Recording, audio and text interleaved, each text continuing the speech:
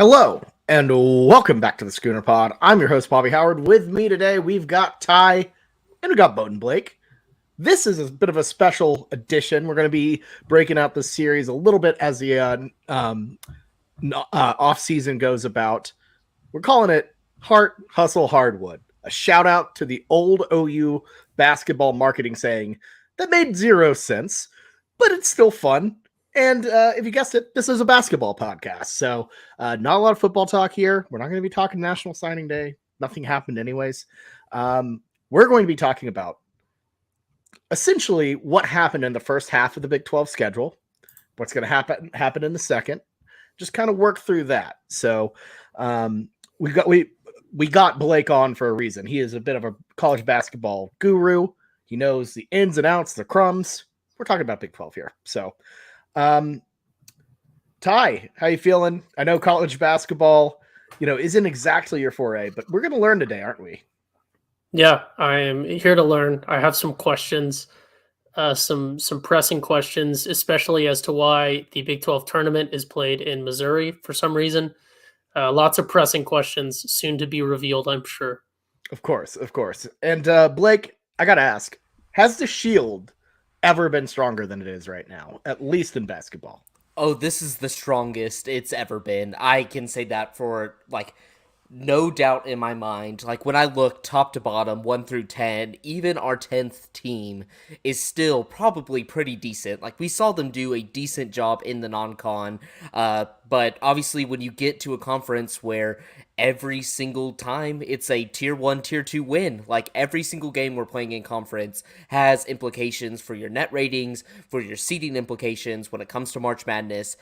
You get a key win, or I guess as the SEC fans for football, a quality loss every single time you play a conference game in this conference. So that's what I love about it. It's awesome. It gives you a chance to move up, but honestly, when it comes to tournament-wise, you're probably not going to get knocked down too much because you're playing in this conference.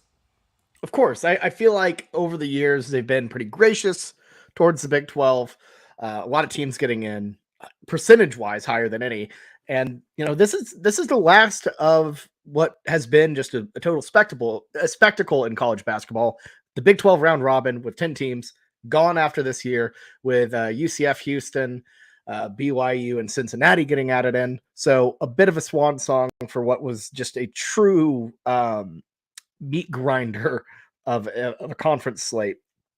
But no, I mean, it's been great. Past two champions come from the Big 12 and Baylor and Kansas. So really it's been pretty excellent. But look, let's just kind of get right into it, right at the top. And before we start talking about, biggest surprises, best teams, all that sort of stuff, let's not bury the lead. Let's talk about the team that people came to talk about, the Oklahoma Sooners, a team that you said multiple times aren't that bad. A lot of people disagreed with you, but then on Saturday they go and beat number 2 Alabama like a drum at home in the Lloyd Noble Center. Everyone's shocked, including myself. Was that vindication for you, or was it a bit of a, I don't know, a drip in the bucket? Is it a bit of a surprise that won't be replicated down the line? Or do you think this is an indication of how good the team is?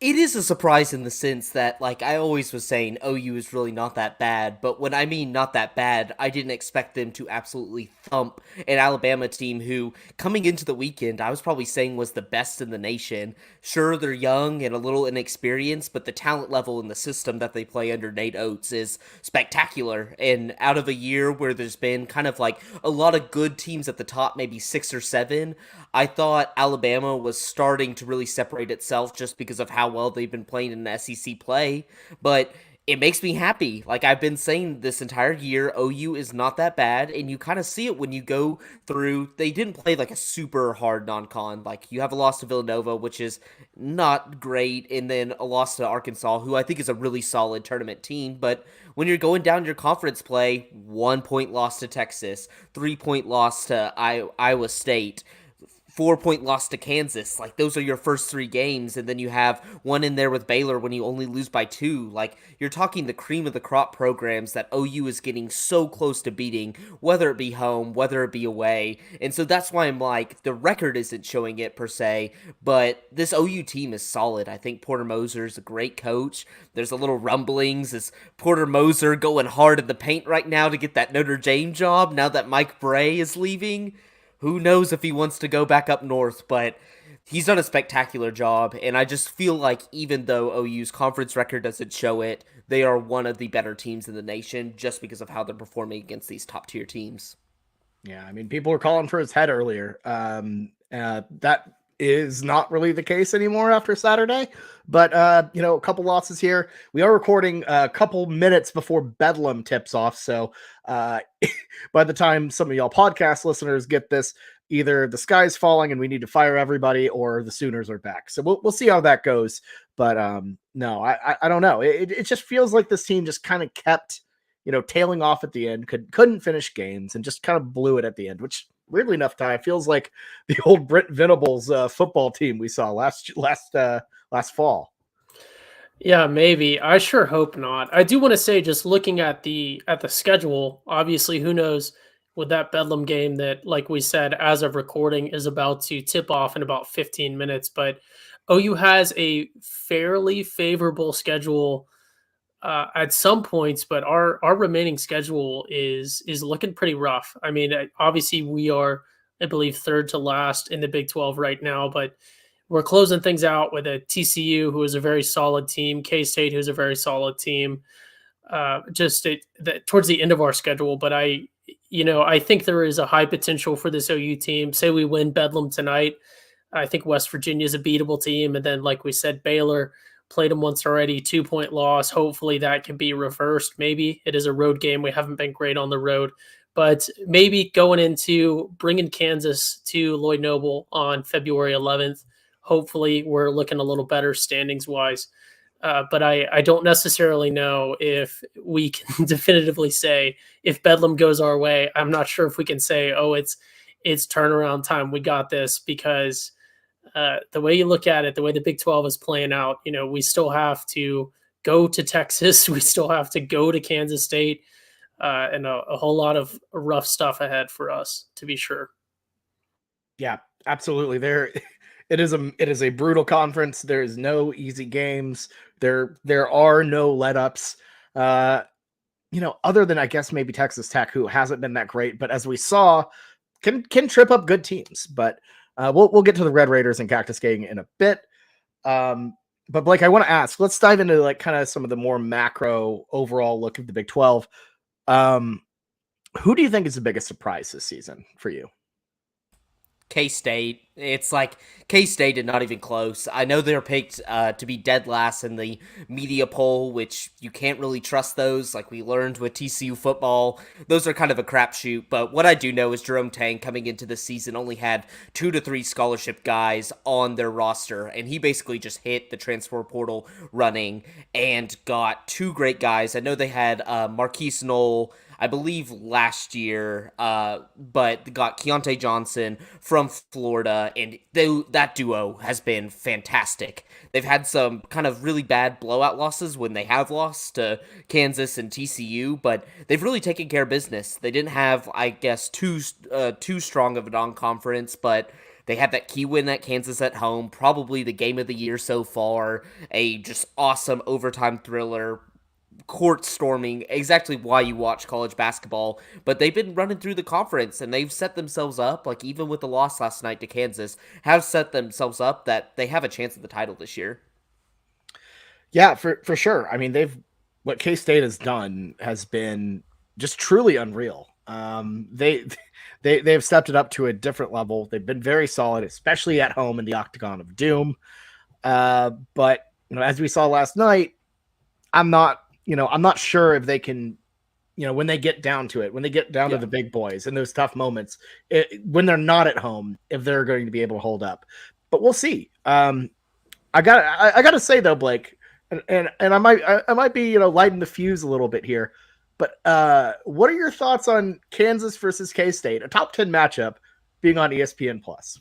It's just like typical ESPN type stuff, trying to bury the lead, trying to bury our conference. Like, they really want to promote the ACC and SEC so much that they will put the best conference of basketball right now on their streaming platform, whether it be for money, whether it be to bury us. I think it's a little bit of both, but it's kind of ridiculous. Like, we saw that game be so good at Kansas State, and even though it wasn't yesterday, it's just a fantastic matchup, one that you can't just have like put it on ESPNU, put it on any of those channels. I think TCU yesterday was on ESPNU, and we were just playing West Virginia at home.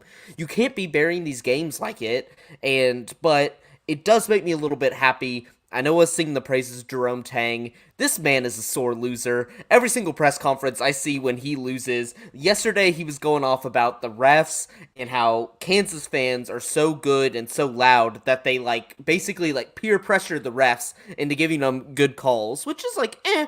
And then the other one was when he lost at Iowa State. He went on and said the Iowa State fans just know basketball better. They're so much better and louder than TCU. And whenever he played TCU, we were on winter break. There was no students there. There was absolutely nobody at the game because nobody else in any of the other conference games besides maybe Kansas were actually at those games. And yet he still tries to make these differences, still tries to light that fuse. It's going to backfire him in the end, but the one thing I will say is K-State has been a surprise.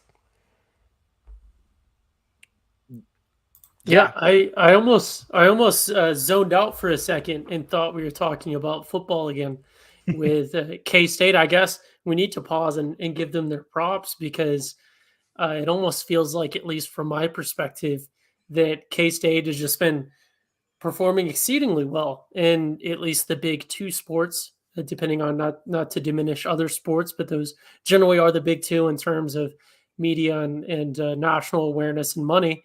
And it almost seems like they're not getting any respect for being as good as they are, especially with, like Blake said, not a team that necessarily was respected too big in the preseason, even down to just the players they had. It's almost like that you could cut that bit and say it was a football bit and it would fit perfectly. Blake, not to salt the wound with K-State winning the conference in football, but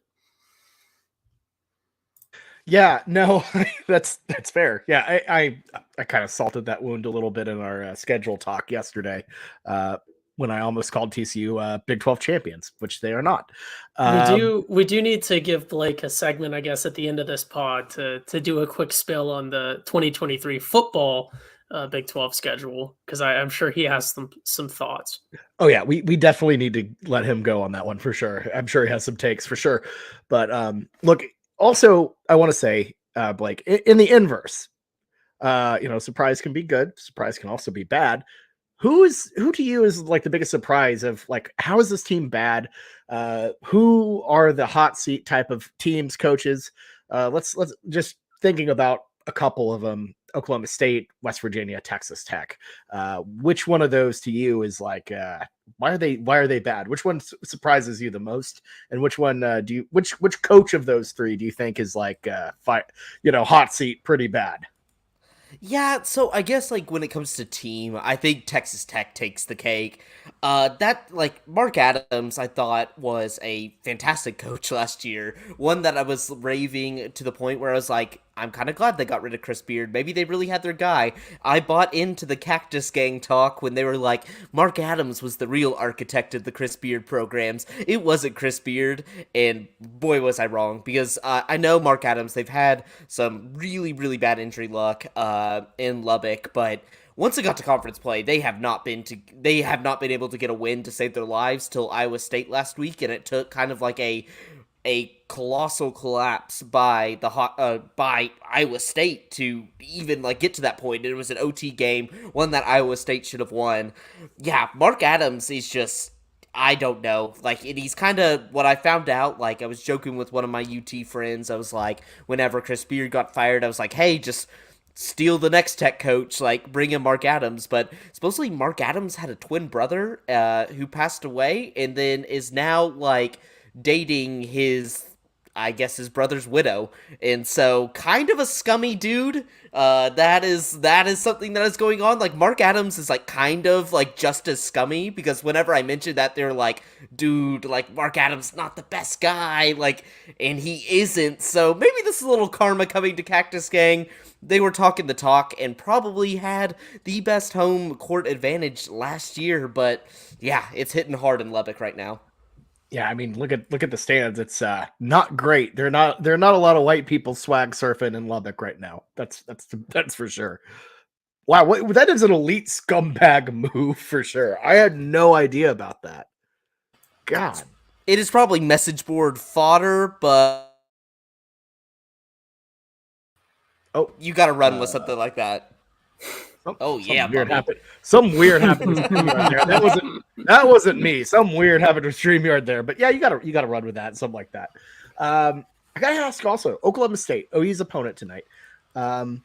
Not the greatest season. You know, things have kind of I don't know, waned under Mike Boatin without Cade Cunningham.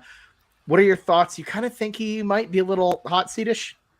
I think a little bit. Like, you have to start having the conversation. Like, OSU is top 10 in a lot of the advanced analytics when it comes to defense. Like, fantastically coached defense team, but they're out of the top 100 when it comes to offense, which is, like, really, like, a good defense gets you very, very far, but you need to score some points. And I just feel like Boynton hasn't been able to recruit that guy since Cade Cunningham to come into OSU and score some points for them. And it's just wild, because I just remember growing up, I felt like maybe in the early 2000s, it was like OSU basketball was the way more significant, way more like impactful program compared to OU, and now it just feels like it's kind of flipping a little bit with, I know they had Cade Cunningham, but OU having their stars, and I just feel like they haven't been able to find a consistent coach that can make them a winner. Like, I know they kind of found it under Brad Underwood, but they drove him out of town. So but I don't know who they go to. Like, I think Boynton's a great guy and a great coach, but yeah, you got to start having those conversations, because I just feel like historically they are not up to par right now. Yeah, they've run out of sudden kids. I gotta say again, Blake, that's almost a segment. Cut out a few bits of that, but that's almost a segment that if you zoned out, you could imagine that we're talking about football again. Oklahoma State, as a coach, you're not sure if he can recruit. You're not sure if he's that guy, but he's not going to get fired probably ever, and you're just going to continue coasting with mediocrity as you just sort of fade into oblivion, I guess. It's once again, just not to talk crap on Oklahoma State as we approach 5 minutes to tip now. I do want to point out, I just noticed also, if you are listening, you can't see this, but I am drinking from a Hideaway cup right now. And as this is Bedlam, I do want to mention that Hideaway, I'm not supporting Oklahoma State by drinking from a Hideaway cup. In fact, Norman now has 2 Hideaway locations, not to give free ads, but Stillwater only has 1. So mathematically speaking, Hideaway Pizza is in fact a Norman business. So unfortunate for Oklahoma State that the one thing that they had, we have now taken from them. They lost their Hideaway crown. I mean, that is true. We're just talking numbers here, folks. Yeah, and if you want to say, "Oh, Hideaway stole Stillwater thing, it was founded there," that's just undemocratic, because we have 2 votes and they only have 1. I also have a hot take. I don't think the Stillwater Hideaway is as good as the other ones. I don't think it hits the same, because it's technically a different company. They don't have like that nice little thick crust you can get at all the other ones. You only have this like weird kind of that little thin crust they do. That's the only crust you get. Mm-hmm. I like the options. Yeah. Someone in 1982 in the chat is asking, for those unaware, again, no free ads, but up on Robinson across from Target, the location used to be an Italian restaurant, went out of business, and Hideaway has purchased it. So it's up there next to Five Guys, and across the street from Target off of Robinson in Norman is the new no free ads, but Hideaway location. Kind of by where they want the new basketball stadium to be, if that ever happens. But yeah, no, I'm with you. And not only that, look, you know what they don't have at the Stillwater Hideaway? The Boz, which might be the best Hideaway pizza possible. Am I right, Blake? Retweet. The boss is goated. It's my favorite. It's probably one of my favorite pizzas out there. Like, I love it. It's the one thing I always like. That and Johnny's. Every time I'm back in Oklahoma City, I'm getting one of those. We're That is giving so so many true. free ads, but honestly, those places slap, and I'm very okay to give them to them. I'm trying to think of. I said something else one time on the pod, and Blake was the only one that agreed with me. And the Johnny's thing, unprovoked too. Johnny's gets free ads. They're being good. Blake and I, Yeah. weirdly, Blake and I are never aligned on any sort of sports fandom, but food wise, we are in step all the way. So I was that's this really close funny. to doxing myself talking about how close I live to a specific Johnny's, but I'm not going to do that. Yes, because you are Also, the only person that lives in close proximity to the Britain Road Johnnies. allegedly the Britain Road Johnny's, but no, it's I love that place so much. Anyways, let's talk about ball a little bit more. Uh, man, that was a fun conversation. Okay, so we've talked about the surprises, the disappointments, but let's talk about some of the blue bloods here. So the Jayhawks, fresh off of their national championship, Blake, I gotta ask, they're not quite the same. They have Grady Dick, who's pretty solid, but do you think they can? Do you think they can repeat, or do they just not have that dog in them? They can repeat. Like, I have a little bit of an affinity for Kansas this year just because, like, I love Grady Dick. Like, in most years I would hate this guy, but like, he is just so fun to watch. Like, he's like I wouldn't say like a 3-and-D guy. He's like an elite 3-point shooter, but he has so much more to his game. But I was thinking Kansas was going to run away with this conference, honestly. Just like, we have our best conference in years, and of course Kansas just runs away with it. But the 3-game losing streak really helps us. Loss at K-State, loss at loss at K-State, loss at home to TCU, my favorite win of all time when it comes to TCU basketball, and then a close loss to Baylor away. They've kind of made things close, and like, the one thing I have to worry about, Bobby, when it comes to Kansas in tournament time, they are not very deep. It's like, when you watch these games, it's a Jalen Wilson, Grady Dick show, and they're just trying to run it, and then maybe they might insert a little DeJuan Harris here and there, but they have nobody to go to the bench. Like, I know the other day, whenever they were playing Kentucky, their two centers like got into foul trouble. They had to go to the bench, and like, the third string guy was all right, it was serviceable, but like, there's big worries about depth on that squad, which is something you don't think about Kansas being stocked with talent, but they have a very good starting lineup in like two guys in Jalen Wilson, Grady Dick, that you're going to watch come March, because if they're hot, like, Kansas just rolls teams because they don't miss. Like, whenever they're hot, they just don't miss. It's like, it's so fun to watch, but it's just like, we see they could go really cold and rattle off the 3-loss streak like they just did.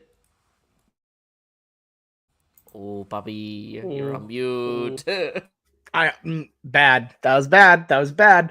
I feel like that was what made the difference for Kansas last year, was their depth. They had this maturity from the COVID years and everything, and I think that made them pretty well rounded. Where in previous years we've seen Bill Self's KU teams kind of fall apart because they don't have that depth, they don't have that maturity. So I think that is definitely a bit of a warning sign if you're a Jayhawk fan.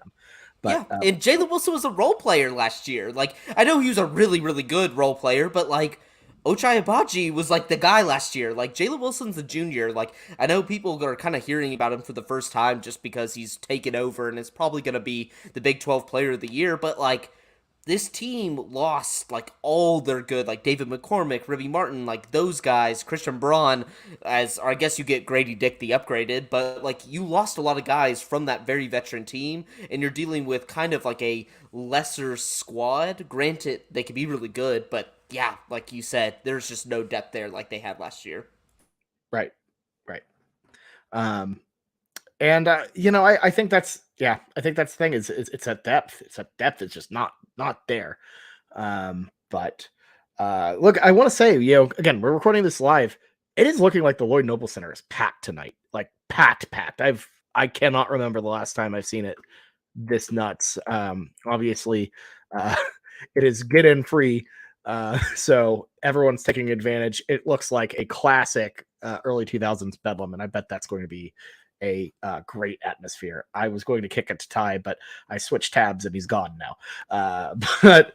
Blake, while Ty's gone, let's talk about your Frogs a little bit. So, rough start to the season. As we all remember, Arkansas Pine Bluff looked a little shaky, and then Northwestern State came. But the Frogs are back on track, I feel like, sitting at 15th in the AP poll. Do you think they can make an impact? Oh, Ty, you got it. You got it. Real quick, I had to go look out the window for a weather report, as we had requested by 1982 in the chat. It appears to be actively snowing, at least down here by campus. So hopefully that doesn't stick. I have not seen the crowd at Lloyd Noble, obviously, as I'm on here, but inclement weather, to be sure, down here in Norman. I can report from northern Oklahoma City, no snow. So there you go. Weather talk. Love it. I'm not going to ask Blake how the weather is in Dallas. So let's get to your Frogs, though. So rough start, but they've kind of brought it together. Do you think, as we referred, as we refer to him, Jamie Dixon, for some reason we call him Jim Dixon all the time. I don't really know why, but Jim Dixon squad, do you think that they're good enough to make a run, maybe a Sweet 16 run? They got their first tournament win in forever last year. Do you think they're that good? Do you think they can make some damn progress in the tournament? I think this is a bad place for me to be in, but I'm setting expectations for TCU basketball, and I'm going to be very upset if we don't make it to the Sweet 16, because I think this team should be not like, I guess you can't say lock, but like, you should be disappointed if they don't make a Sweet 16, and don't be surprised if you see them go a little bit further. They are kind of, I would say, the dark horse of the Big 12 this year. And like, if I'm going to rank the 1 through 10 best Big 12 teams, I'm probably putting TCU at 3, just because when that squad is clicking, it really goes. And the fun thing about TCU is they score so much in transition. You have a elite guy that's going to play at the pro level in Mike Miles, who, great passer, excellent shooter, gets to the rim. You got Eddie Lampkin, the juice guy. You got good, really deep. That's been the nice thing about this TCU team is we finally got some depth at the bench, Emmanuel Miller, Damian Baugh, Jacoby Coles, Shahada Wells, who's been kind of filling in for the Miles role while he's injured right now. And so the sky's the limit for this team. They're excellent on defense. They're top 10 or top 15 in the nation on defense, and that's something that travels in March. And I would call us very similar, if you watch college basketball as a whole, as a Houston light, where we have that very similar. We love to score in transition, we love to play lockdown D, good rebounding team. And you've seen it for Houston. Houston has been to a Final Four, got deep in the tournament multiple times, and I think it's solely because of they play a good brand of basketball that travels well. You don't have to shoot the best, but you can still keep teams close. And I think that's what's so dangerous about the Frogs come March, is our offense is good enough that if Miles gets hot and you play our game of transition, you're done, but our defense will really travel. We rebound the crap out of the ball. So although we've had some concerning losses, I think it's just if this team is healthy, which has not been the case all year long, but if this team is healthy, they're going to be a dangerous dark horse come March.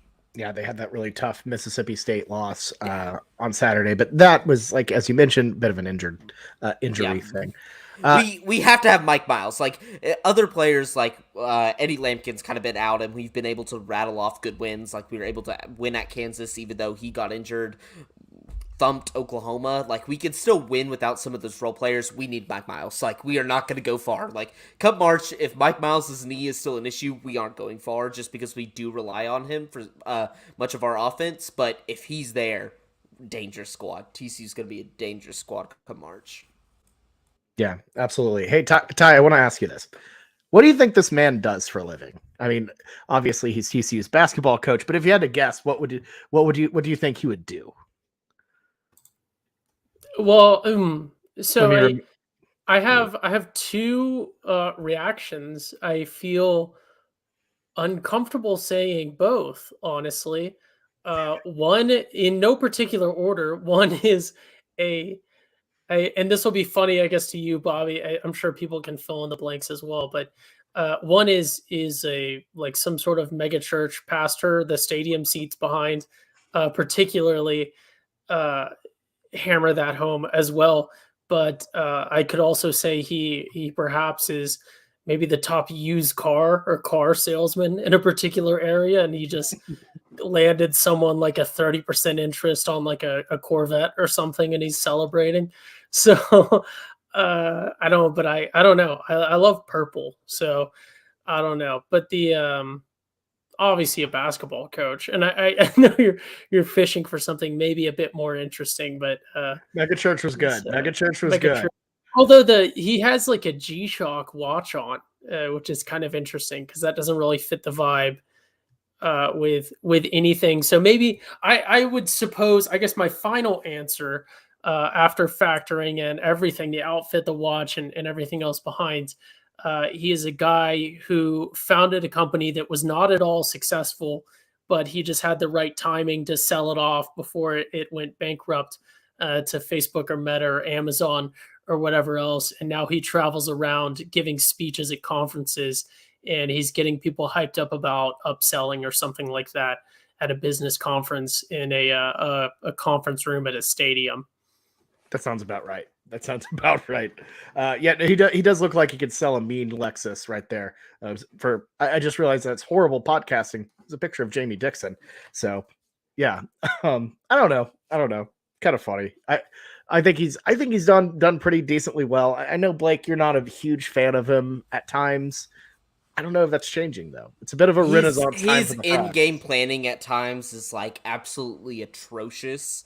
And like it does worry me that it's like he's kind of had this like I have a squad 1 year and then it all dissolves and we kind of go back into like another 2-3 year rebuilding period, which is like fine. Like in the grand scheme of things, like TCU basketball has been absolutely nothing. Like I think before we made the tournament, like while I was in college, it was probably the 80s or 90s since we hadn't made even just a tournament game, and our tournament win was the first one in probably like 30 years as well. So it's like many TCU fans are like, you shouldn't have that high of expectations, but like Baylor also exists and they're like a direct rival. They've won a national championship. Like I have higher expectations for us that like if we invest the money, invest in good coaching, we can be not like maybe like as good as Baylor, but like consistently good year in and year out, that we're like a tournament team every year. Right. For sure. Let's kind of round this out by talking about the other two teams in Texas. Obviously, you have the Longhorns ranked 10th. They've had, honestly, all things considered, an excellent record given what happened with Chris Beard, his firing and everything.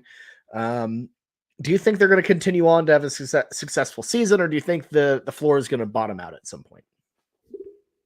I always worry about Texas because of kind of what you said. It's like Chris Beard was a great coach, and then they moved to a guy, Rodney Terry. I believe he coached at UTEP last, and I think he's a solid coach, but I don't think he's anything spectacular. But the one thing that always gets me up about Texas is they're a very senior squad, and they have a lot of talent, and that's something that, like, even through bad coaching is going to get them wins, like Marcus Carr, Tyrese Hunter, who's a sophomore, like, transfer from Iowa State, which is, like, a very controversial thing, but Timmy Allen, Jabari Rice, like all these guys are, besides Tyrese Hunter, are seniors. So they have a very good experienced squad, which I think bodes well for them. And you see them, like they're at the top of the Big 12 standings right now.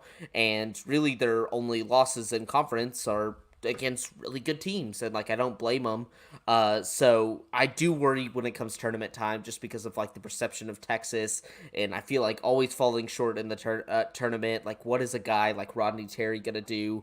But like, if Rodney Terry's gonna put on a run, this is the Texas squad to do it, just because they have so much senior talent on that team that it's just like it feels like this team can kind of coach itself a little bit. Yeah, I get that. Ty, any thoughts on Texas? No, I was gonna say the only thought I have on Texas basketball is I was looking for an update on that assistant coach's girlfriend's monkey that allegedly assaulted a child Halloween a couple years ago, but that was a football assistant coach. For some reason, I had it in my mind that it was a basketball assistant coach. So stay tuned, I guess, next time we talk football for an update on that. But Pole assassin, married to a Texas football assistant. Still there, coach is still there, as is Pole assassin. So not sure about the monkey though. Sadly, I'm not sure about how the monkey's doing. But I'm not sure. It seems, I guess we'll spill the beans right now, but from Googling around, it seems like the lawsuit is either ongoing, which is probable, I suppose, with the timeline and the fact, COVID and everything else slowing down, and then the fact that it's and I'm not the one to be speaking to this, but it's like a civil suit. So who knows? That can take a while, but I guess probable also that it may have been settled out of the court systems, and that's why we don't have an update. So who knows? yeah, no, I mean, maybe that is a matter that would be handled by like primate law. I don't really know, Blake, what the legal proceedings are whenever it involves, a small ape, small, little chimpanzee or whatever it was. I don't know. We I did don't a know. whole segment on this a We did a couple whole years ago, podcast, I think. or in fact, a year ago, maybe about it may fall under bird law because monkeys are in trees. There may have been some sort of standard ground law that applied for the monkey. All sorts of. How much That was a good DNA show. how much DNA commonality do you need with a human, for example? I'm not sure what type it was, a capuchin monkey, as we all know, but how much DNA commonality do you need with a human before within the state of Texas you would qualify for, say, falling under standard ground laws or something like that? So who knows? Who knows? I guess. That's fair. It's funny. Blake, do you have any thoughts? Are you allowed to have any thoughts on this? I'll just let you run with this one. I think like we covered it a few years ago. I like your argument. It's an argument that I will say that it is a theory. It is an argument. It is an argument. It is a theory. One of the Are there legal arguments of all grounds? time. It isn't. It exists as an argument. Is it a good one? Is it a bad one? That's for the courts to decide. But I personally, if I were the monkey's attorney, I would say capuchin monkeys, they're not native to Texas. Why would a capuchin live in Austin? It does not make sense. And if it doesn't make sense, therefore you must acquit. So that, I mean, I see no flaws in that logic. The Cochrane defense. Yeah, that's brilliant. Okay, so Blake, quick question. We're this OU game is going on, so I know our live listeners want to get to that, and I'm sure a couple of us do. Of these two teams, which team do you think can get hot and make a really, really solid NCAA run? Because I feel like they're relatively similar in some senses. Iowa State or Baylor? Oh, this is really hard. That was actually a great question. I'm gonna go Baylor. I'm gonna go Baylor. It's kind of the two teams. I guess like they're on different sides of the coin. It's like, oh, Iowa State is kind of a team that doesn't have a true scorer. Like it's a lot of guys that are contributing every single night and getting off wins, but they're excellent on the defensive end, and like that's why they're rattling off wins, being pretty consistent. I know they're hitting a little bit of a dry spell right now, losing the last 3 or 4, but excellent defensive team. But when you come to Baylor, like the thing about Baylor is defensively, like Scott Drew usually coaches his teams incredible. Like usually they're better in the defensive metrics. I think even their national championship run team is like better in the defensive metrics than offensive metrics. But this team, for some reason, like they fall out of the top 50 when it comes to defense, but they're like top 3 when it comes to offense. And I don't know. I just like obsess over Keontae George. I think he's such a fun player to watch.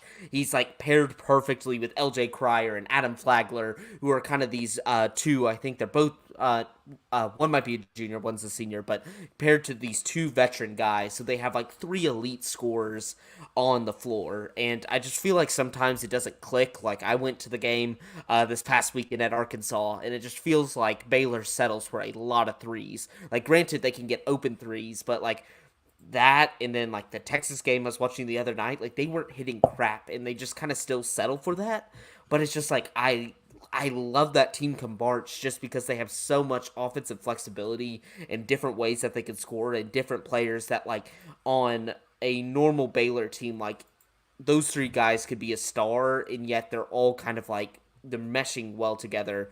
No faults to Iowa State. Like Iowa State's probably going to go really far just because of things like I talked about with TCU, and like a good defensive identity will bode well in March. That's something that's going to travel.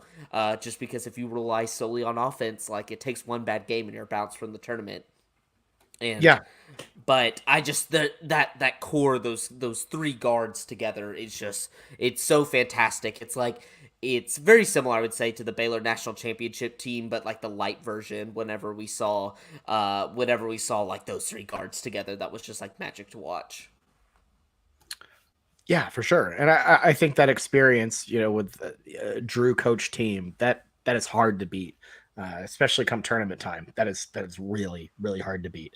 But hey, look, before we get on with this, because I think that's kind of the end of the basketball talk, we don't need to talk about West Virginia. We don't need to talk about West Virginia at all. I don't think there's anything interesting about them this season. They are the every West Virginia team we've ever seen without like kind of a star player, and they just press. Like they're gonna get some good home wins just because they have a good home atmosphere. But there's nothing special about that team. And they might make the tournament, but like there's nothing special about that team. Yeah, that's weird. Someone's reporting no sound. If you're experiencing difficulties, we're sorry. But also, there's no way you could tell that we're apologizing if there's no sound. So, yeah, I don't know if that makes any sense. Ty, what were you going to say? I was going to say for those listening, once again, Blake's spill about West Virginia, if you zoned out, sounds like a football take as well. So never really do anything special, but maybe they might beat someone at home because they have a tougher home environment than average. That's what they kind of like they've been relegated to. And I know we're about to get to a little schedule talk and teams rising up to conferences to like a big Power 5 conference. Like, be a fair warning to all like schools that want to join a Power 5 conference. You kind of could end up like West Virginia. You get a nice check, but you become very average very quick. And like that's kind of a hard existence to be in, and that's just something that happens whenever you join the big boys. So be warned. Be warned, the new four.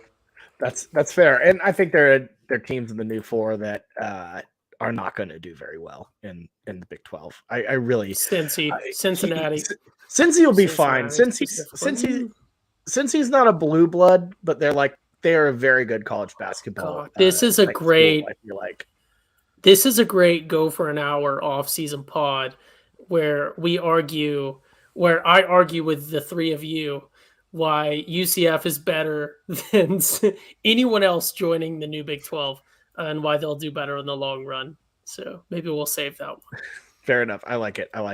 But let's move on to some like little conference talk here, or conference schedule talk. So Blake, the Shield has given you your conference schedule in this bit of an odd graphic, but what's your first take on this, Blake? What do you think? Do you think the Shield bestowed some pain, or do you think they bestowed a little bit of what do you think? What do you think? First reactions.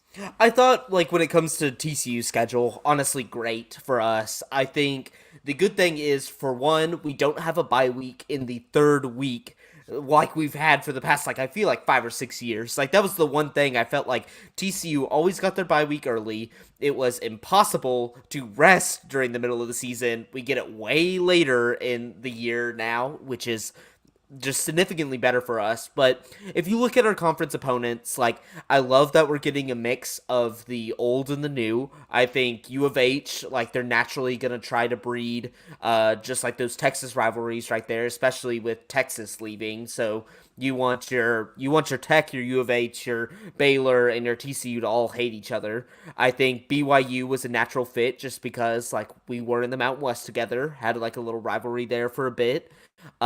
Just because BYU always filled solid teams. And then I think the rest, like, when you look at it, it's like at Iowa State hard, at OU hard, and at K-State, like a hard game, but I think we get some solid games at home, ones that we can win, so a little bit difficult games on the road. And the best part about it is they don't put it on there. November 2nd is not a weekend. It is a Thursday game versus Cactus Gang, and there's nothing that makes me happy more than Tech, who fills their stadium less than TCU, but yet like claims it as their national championship that TCU doesn't fill their stadium. They're not going to be able to fill remotely close a Thursday night game, and like that's just going to make me super happy. Block our ticket sales from Fort Worth or whatever you want to do, but actually don't, because all your tech grads live in Fort Worth, so nobody would be able to buy tickets. But yes, I do like this. I think it's a good mix of the old, the new, and then get OU as our final game. That just seems like a fitting Boatin Blake Scootin' Pod tribute game for you on the way out. On the way out. Scootin' Pod. The Scootin' Pod. He started speaking German. Der Scootin' Podden. Das Scootin' Pod. Das Scootin' Pod. It really is a farewell. You know, the last, what we all think is going to be the last Big 12 game. You know, OU-TCU doesn't really mean a lot to a lot of people outside of this little bubble, but it means a lot to us. And it's going to be emotional a little bit. You know, I know I've had my kicks against the Big 12. I still think we kind of got a crap schedule, but I think for me, like, the only emotional tie I truly do have is with TCU. And, you know, obviously people make the jokes about me being an OSU plant or whatever. That's not really, you know, emotionally true at all. I don't really have. Not really. Show the easy way to breeze by it. Show the We've all seen the photo of. Okay, well, that was after I lost a bet. The whole reason did I look happy in that photo? Did I look happy in that photo, Blake? I did not. You seem mad that your OU Sooners probably won Bedlam that year, and you were a sad OSU fan. It was after 2011. I lost a bet with quite possibly the worst human on earth, so it didn't go great. But anyways. Besides that point, I would not talk about Jameson like that, but no, it wasn't Jameson. Yeah, I don't really have a ton of emotional. In fact, weirdly enough, I'm glad to be out of the conference with OSU, so I can actually kind of like not hate them. I've never really hated them. What? See, there we go. There we go. Bobby's like, I'm not a double agent, and then 30 seconds later, it's like, I don't hate them. I don't hate them. They annoy the crap out of me. But yeah, because not, like, true hatred. It's easy for you now to keep up appearances once y'all leave. Is like you can freely be like fly both flags and not get any criticism. But like right now, you kind of have to be a little bit closeted when it comes to your OSU fandom. No, that's not true. That's not true. But I do want to say. It's consistent with what you just said. No, okay. You said the best part about leaving was because you don't have to hate OSU. It's not any other reason. Just I can like OSU in the sense that I like Tulsa. You know, where I'm like, good job, OSU. Look at you go, sport. Have a good time out there, y'all. Do you want some orange slices? You know, like that sort of appreciation for OSU, not like fully rooting for them. You know what I mean? Okay, well, I will say, I think the Shield. Well, no, never mind. I almost said they gave you at K-State and Texas Tech on a short week, but that doesn't seem to be the case at all because there's a bye week in between. So that's nice at least. Yeah, you don't expect it because usually our bye week is so early that. Yeah, but overall, the Big 12 schedule. Who do you think got the easiest ride? The easiest ride. I know some people were throwing around the Cincinnati just because of like it's like the win totals of teams that they avoid, but I really think OSU got away with it. Like they're playing the 4 new teams, which I think the 4 new teams are going to be good, but there's also going to be a learning curve to play in a conference where every team is like pretty good and like pretty decent that you can lose to. And if we saw anything last year, like the Big 12's deep, like similar to basketball, Big 12's deep in football, and I think that's going to kind of be a shock to these new teams. And so it's just so ironic that OSU kind of has a dumpster fire of an offseason. You're losing coaches, you're losing players, nobody's coming back, bad recruiting class, and it's like you get the schedule gifted from heaven where you don't have to play a TCU. I don't even think they have to play Baylor. Like, they don't have to play any of those. Either. Texas, yeah, like you don't have to play those like really solid Big 12 teams. You just get the new 4, which I would rather take the new 4 next year than but maybe like a West Virginia, maybe like a Kansas, like of the Big 12 teams. Who do you think got the hardest then? I think that's the natural question. And this is, I'm not sure if you listened, but Bobby and I sort of discussed who we thought had the hardest yesterday. So I'm not sure if you heard that or not, but I'm curious to hear. I have not. One, if you listened. Okay, so you didn't. So I did not. I have not listened curious, yet, though. I'm curious to hear who you think has the hardest one then. I'm pulling up the schedule. I know we're putting you on the spot, but for the listeners that listened to the previous one, which if you haven't, I encourage you to. I put Bobby on the spot with this one as well, but I also didn't prepare. So everyone has been put on the spot with this sort of who do you think has the hardest, and then brief explanation. I'm trying to read on so Blake has a second to pull it up and skim it. But if it makes you feel better, Blake, we also did this shooting from the hip style, and just real quick skimming. The proper Ty Lee way. Let me get that pulled up for you, Blake, as well. Yeah. So you can I'm looking at it now. I'm trying to do like process elimination in my head. So, you know what? Just standing off the page, I'm gonna go BYU. I think with you respect Arkansas. I respect Arkansas a little bit more. Or, Cold like, I take. guess if you factor in non-conference, too, like... We did discuss so that was something that immediately came up, was, are we going to talk about non-conference and all? BYU. Texas is skewed a little bit with their non-conference. Yeah. That's one thing we discussed. Yeah. I don't think Texas got screwed over that bad, actually.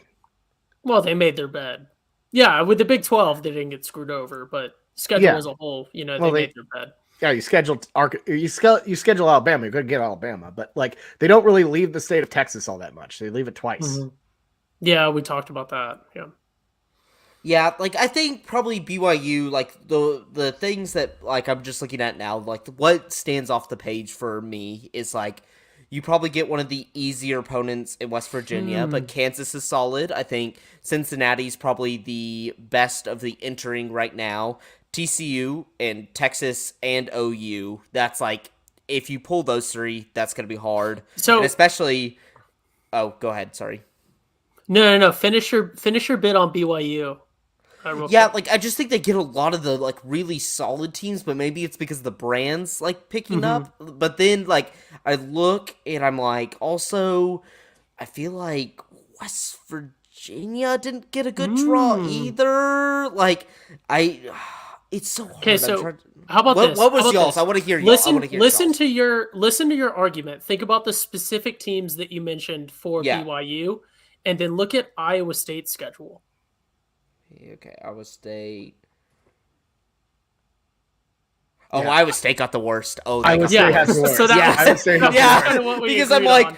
Really, it's the same teams, but they're playing away games at everything. Yeah, that one's bad because I'm looking at their schedule. I didn't because I wasn't I'm going for like the good teams that like kind of get, but like Iowa State came off a bad year, and then you are having to play. I think your worst two teams maybe are KU and OSU. Like that is within conference. That sucks. And like, well, and then K-State, defending champs. They got to go.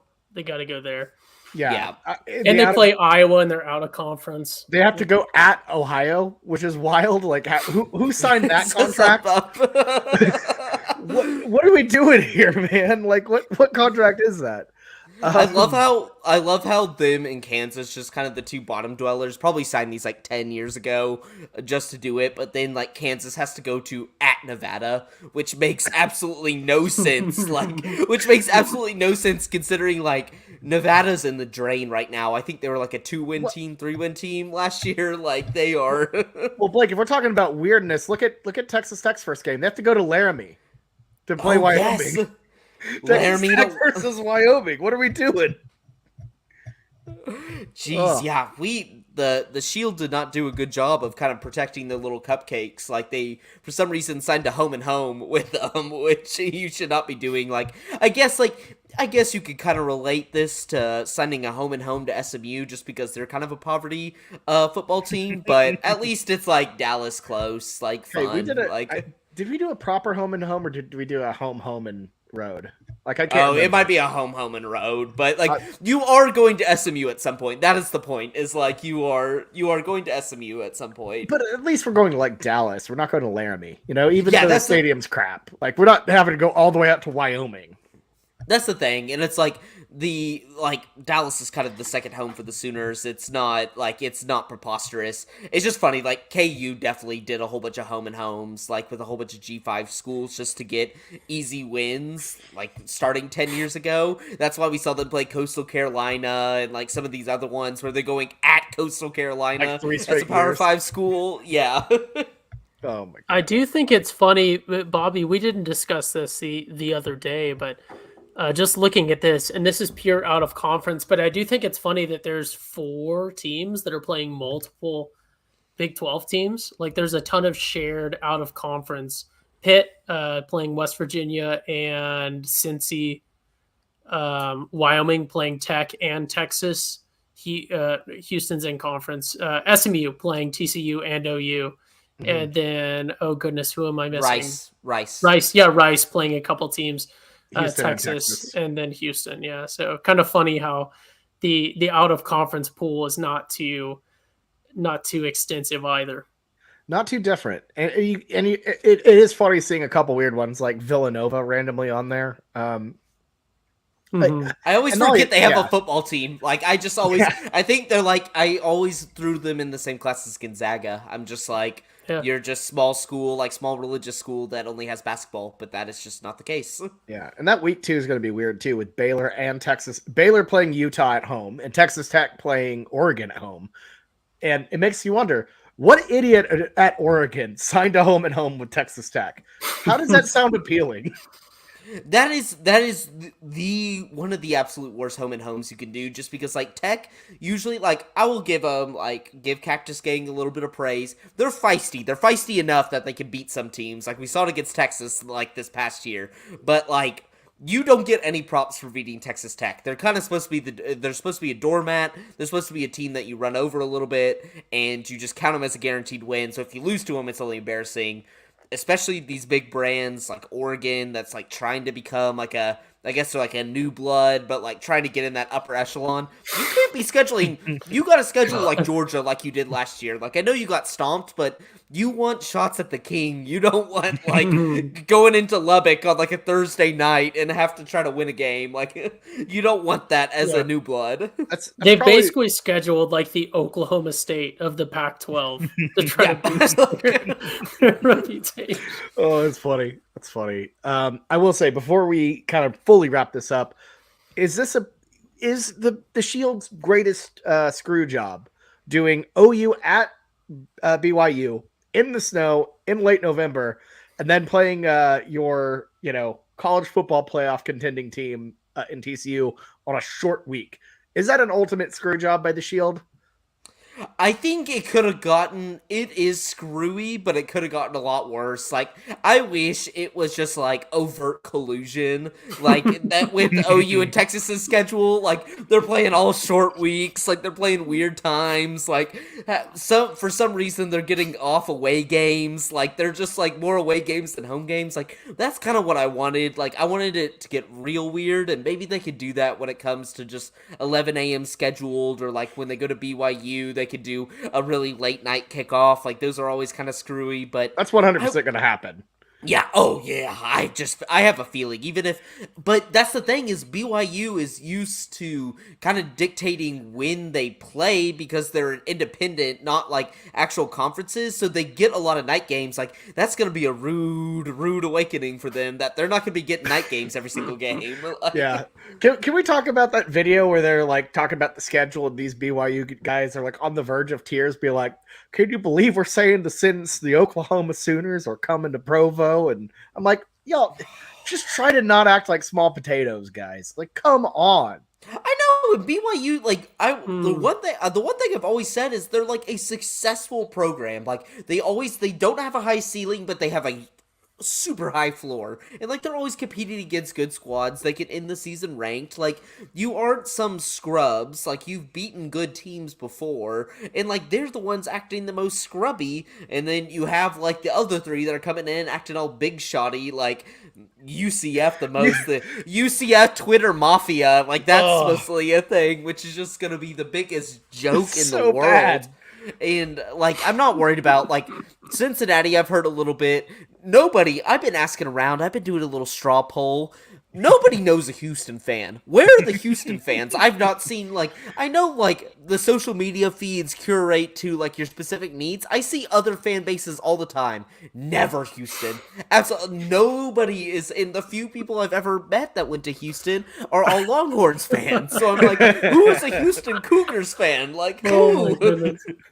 That's what I've been saying. That for SMU should have gotten the call. UNT should have gotten the call before Houston. Oh my god! For the reasons that you said. Oh my god! But yeah, really I do have to say I love the purity of BYU. Like they truly love the sport.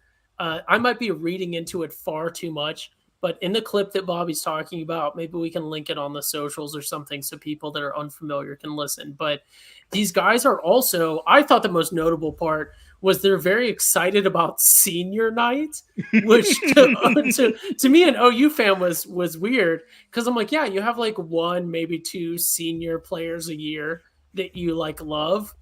Caleb Kelly comes to mind most recently for OU. But otherwise, like, if someone's a good player, they're not playing to their senior year. And then that's my perspective as an OU fan. So I thought that was funny that BYU fans really look at this idea of like senior night being a special thing, because I suppose their best players are staying there until they're seniors, and everything else. But I love the purity of it. Blake, you'll have to go back and listen to our episode where we discuss sort of the entire Big 12. But yeah, I guess we can play it. But Yeah, I love the purity. These are fans of the sport, and I love it because like I've talked about constantly BYU's market, how they're basically Notre Dame light. Like they have a massive market because of who they are. And they have a very strong, they're basically like a weird cross between, I would say, A&M, and I'm saying that because of their endowment and because of their alumni success, not within sports. Not within sports. No, not that. But not within sports, but like their alumni success and endowment within like the B school and everything else there, but also very Notre Dame like with the religious aspect and stuff. I think they're a weird crossover between the two, but also weirdly humble, because you don't think humble with Notre Dame and A&M fans. And I guess Bobby, roll the clip, but you'll see what I'm saying. Like they're the prom queen, but they don't think that they are. They don't think that anyone, likes them, basically. Yeah. So here's the clip. A media member focusing on BYU. I'm glad we're recording this. Okay? 6 words. Senior night in Provo against Oklahoma. How do you factor in Oklahoma now to a senior night scenario in year 1 and what is already going to be an incredibly emotional night for BYU? It's really going to take some time for Cougar Nation to wrap their arms around this one, because the knock on independence was we can't get anybody in Provo in November, especially late November. It's going to take some time. And now comes one of the most storied programs in the country, and they're still trying to adapt to their new coach and new style after Lincoln Riley left for the USC job. And if they're coming into Provo thinking this is going to be a cakewalk because BYU's new into the league, they'll be in for a surprise, as will Iowa State. But this is the game in Provo. This is why BYU and Tom Holmoe long to become a P5, long to get into a Power 5 conference for these kinds of things that have never happened before at BYU. And now we see the Sooners are coming to town. And it's I just realized that they sold their soul for an eternity of 11 a.m. kickoffs just to get one primetime game, maybe.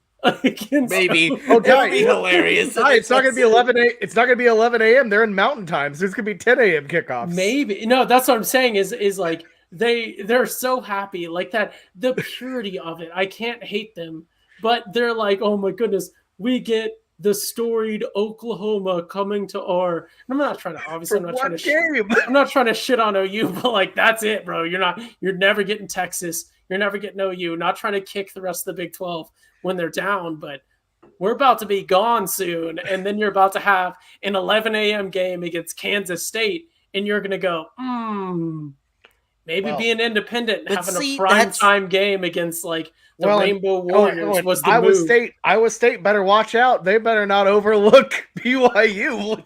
Iowa State, what are we talking about? That's why I'm so scared to go to a game there, just because they butter you up, they're all nice to you, and then when you lose to them in a close thriller, they're like, y'all's history is so successful, like, y'all had those years back then, like, those were great, like, y'all just, like, you have such a good team. It's like, honestly, like, it's so emasculating in a way that it's not like they're just, like, barking at ya or throwing beer cans at your head or something, that it's just like, they're That's trying to the be thing. nice and soothe you over, Yeah. but, like, there's nothing worse than something like whenever you lose and they're like, it's just a game, like, it's gonna be all right, like, they're gonna do that to you in, like, the worst ways possible, Oh and, my like, goodness. you're gonna feel worse going out of that stadium than, say, like, an OU fan going out of Tiger Stadium in Baton Rouge whenever, like, they're, like, lobbing everything at you or something Yelling like that Tiger in the bait. next few years. Yeah, like, it's Yeah. gonna feel, I will stand by that, like, the BYU, like, a close loss losing there is probably the worst place to lose in all of America. No, just because that's actually a good Yep. take, because it's Yeah. like it's like, the- oh my god, they beat me, but then like they don't care. They're like, oh yeah, we beat you, but They're it's not just even a game. happy. It doesn't really matter. And you're like, That's why I it got- matters to me. That's Like, why I got so have it. mad at I Let didn't me get have barked it. It at matters the to national me. championship. I'm like, They did- they were like, oh, I went to a Georgia bar. It was called the Bulldog Bar, and I was expecting these Georgia fans to really get up in my face. They're like, y'all just had such a great season. Like, y'all must be so happy. And I'm like, bark at me. Like, it's No, so no, no. Here's the emasculating thing. just to sit Here's the there thing. and then just like compliment you and like kind of fan over you, even like when they beat you or like you know they're gonna beat you. It's just the worst thing in the world. No, You Just want rub them your to, head and be like, good job, sport. Like, Look at here's you the go. thing. Here's the thing. You went to LA to a sporting event where tickets were like $1,000 a pop. You do not meet the real Georgia fans. If you want to meet a real Georgia fan, go down to McAlester, Oklahoma during visitor hours to the penitentiary. That's where you meet the real Georgia fans. The real Georgia fans are doing federal time. That's where real dogs are. So, yeah, you didn't meet real Georgia fans in LA. So that's why they were nice. Oh my god. It's hilarious. Even Uga didn't go out to LA. That's how that's how inauthentic they Yeah, were. yeah, they didn't even take their mask off. It just sucks. It just like they knew how much worse we were, and it just like they treated us like that. They were so nice. Like Georgia fans were so nice there, which just sucks. It was like all of them were just like, this must be the best thing ever. I'm like, it is, but like treat me like I belong here, like at least a little bit, like pretend, like do your little barking thing and be mean and stuff like that. And they just never were. Like Yeah. Just be like a slight bit worried about this game, but they weren't. They're just like, oh, Yeah, let you go. It's like when you get in trouble and then your parents, you think you're gonna really get grounded or something, and then they're like, "Oh, we're just disappointed." that's BYU fans. They're just disappointed. it's not bad, but disappointed. Like that Yeah. is. They're like, perfect way oh, to describe good them. job, TCU. Here's your participation medal. Like, you should feel real proud of yourself. Thanks for coming. Thanks Here's a for cougar coming. Yeah, no, that's funny. Well, this got a little off the rails, but I thought that was really, really good. So, I don't think there's anything else we can say. Any final thoughts? Nope. Yeah, I'm good basketball. tonight. Basketball. Basketball. I got my Boomer Sooner. Sooner bobbleheads. We look like crap. Basketball. We're down 12. We're down 12. It's not that bad. It's only 2 touchdowns. Well, and it's not. Oh, wait, the Thunder are leading now. The Thunder were losing to the Rockets pretty bad earlier, so it was about to be a real bad basketball night for me. But we're going all right. We're going all right. But yeah. Anyways, Ty ran off somewhere. He's probably grabbing a prop or something, I imagine. But Blake, yeah, good pod. Yeah, how you feeling? Good. It's like I love talking about schedule talk. I know we've been like in our own group chats have just been raving about You belong here. What a desperate raving about plea the of a Big 12 schedule. Like we've been hoping for it, and hey, the Shield did say mid to late January.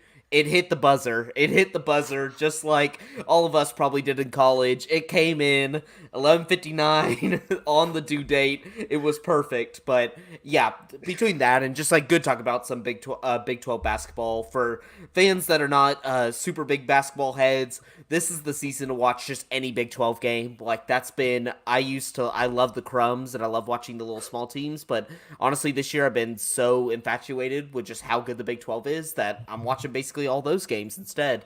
So if you don't watch basketball, now's a good time to pick it up because really all these are all-time classics regardless of which one you're picking up. Yeah, just unfortunately, it does not seem like Porter Moser and the boys are giving you a lot of reason to watch OU basketball, at least the men's side. The women's side, phenomenal. Taylor Robertson, the greatest three-point shooter in women's basketball history. They've been on a tear. Give them a watch. They're really good. And try to watch OU basketball. It might hurt, but just, I guess, support them. They might make the NIT. Who knows?